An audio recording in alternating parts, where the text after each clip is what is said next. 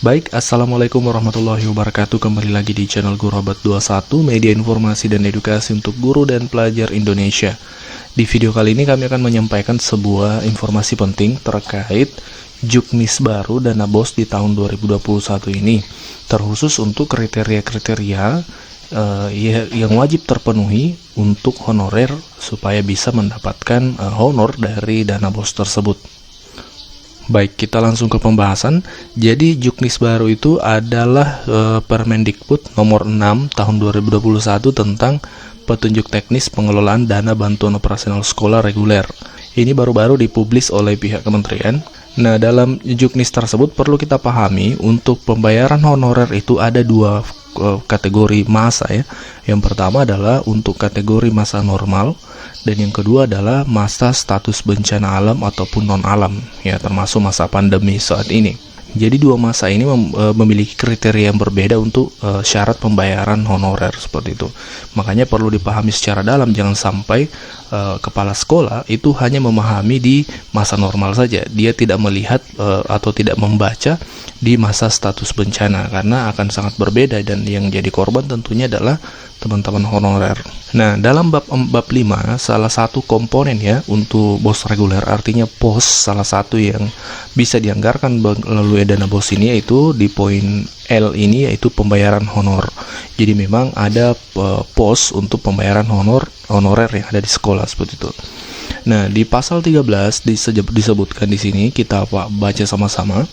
Pembayaran honor sebagaimana dimaksud dalam pasal 12 ayat 1 huruf 1 digunakan paling banyak 50% dari keseluruhan jumlah lokasi dana BOS. Jadi ada batasan maksimal itu sampai 50% ya, seperti itu. Nah, di sini yang perlu kita pahami, pembayaran honor sebagaimana dimaksud pada ayat 1 diberikan pada guru dengan persyaratan. Nah, ini adalah ayat 2 ini adalah pembayaran untuk di masa normal ya. Kita garis bawahi di masa normal.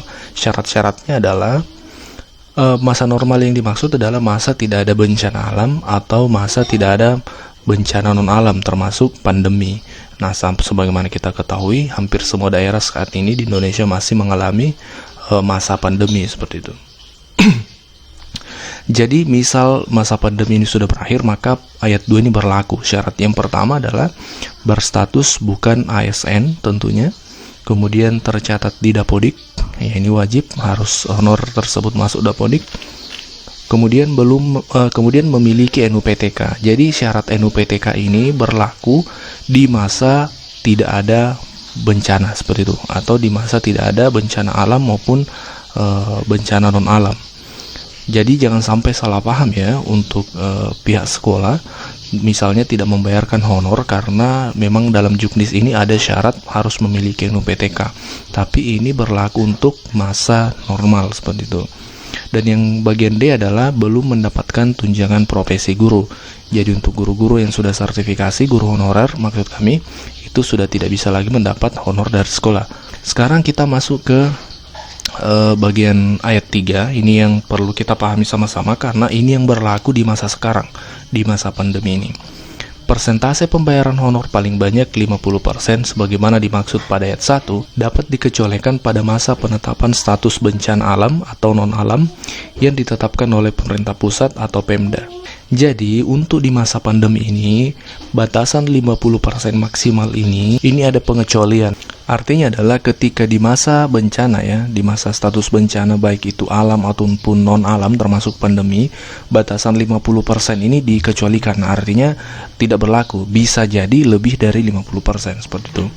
Nah, kemudian khusus di masa bencana alam ataupun non-alam ya, termasuk pandemi, ayat 4 di sini disebutkan pembayaran honor sebagaimana dimaksud ayat 3 diberikan pada guru dengan persyaratan. Nah, di masa pandemi ini syarat-syarat ini yang berlaku Bapak Ibu ya. Ada 4 syarat. Yang pertama, berstatus bukan ASN, baik itu PNS maupun P3K. Jadi untuk PNS atau P3K tidak bisa mendapat ini karena memang ini hak honorer. Yang kedua adalah tercatat di Dapodik. Nah, wajib tetap tercatat di Dapodik baik di masa normal maupun di masa bencana seperti itu. Kemudian bagian C, belum mendapatkan tunjangan profesi guru. Jadi untuk guru honorer yang sudah sertifikasi tetap tidak berhak mendapatkan honor dari dana BOS baik di masa normal maupun di masa pandemi atau bencana. Ini sesuai juknis Bapak Ibu. Kemudian melaksanakan proses pembelajaran secara tatap muka atau pembelajaran jarak jauh. Jadi honor ini diberikan untuk guru yang melaksanakan pembelajaran meskipun mungkin pembelajaran jarak jauh seperti itu. Nah, jadi perlu kita ketahui NUPTK tidak menjadi syarat untuk pembayaran honor di masa pandemi ini. Karena memang tidak ada poin yang menyebutkan hal tersebut ya. Adapun NUPTK itu menjadi syarat ketika di masa normal, tidak ada bencana baik alam maupun non alam. Nah, ini yang perlu dipahami secara komprehensif. Jangan sampai ada pemahaman yang keliru atau pemahaman yang mungkin tidak sepenuhnya sehingga nanti ada sekolah yang tidak membayarkan honor kepada honorer karena misalnya tidak memiliki NUPTK, padahal daerah tersebut adalah daerah yang terdampak bencana, misalnya pandemi. Jadi itu keliru Bapak Ibu. Nah, demikianlah info yang kami share untuk kesempatan kali ini. Semoga bermanfaat. Jika ada kekeliruan silahkan berkomentar, kita diskusi di kolom komentar. Baik, Assalamualaikum warahmatullahi wabarakatuh. Di tahun 2021 ini kabar baru yang luar biasa. Kolaborasi antara Kemendikbud dan Kemenkyu, untuk pertama kalinya dana BOS itu perhitungannya bukan hanya berdasarkan bukan hanya berdasarkan jumlah siswa. Di mana situasi yang terjadi sekarang, kita melihat begitu banyak daerah 3T tidak mendapatkan bantuan yang cukup karena hitungannya cuma jumlah siswa saja. Tidak ada perhitungan apakah unit cost di daerah terluar dan tertinggal itu lebih mahal. Tidak ada perhitungan bahwa anak-anak sekolah-sekolah yang lebih kecil jumlah muridnya dirugikan dengan skema itu. Jadilah kami dan Kemenkyu bekerja sama untuk menemukan suatu cara agar kita berpihak kepada daerah terluar dan tertinggal di Indonesia agar mereka mendapatkan unit cost per anaknya jauh lebih besar. Jadi mulai tahun 2021 daerah 3T kita per anak akan menerima secara signifikan lebih besar daripada sekolah-sekolah yang besar yang memang sudah di kota-kota yang lebih mapan dan lain-lain. Jadinya ini merupakan reformasi kalkulasi dana BOS yang cukup luar biasa dan ini akan transformatif.